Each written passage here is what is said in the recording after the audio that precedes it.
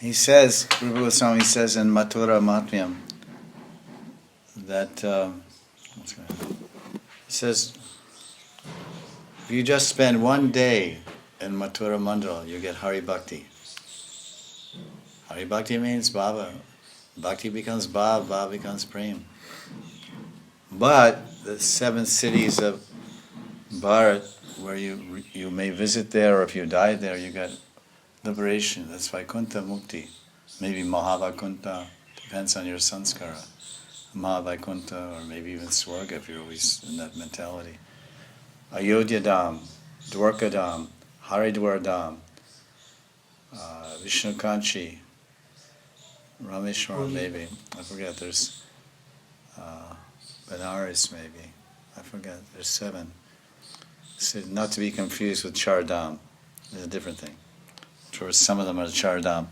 Char Dham means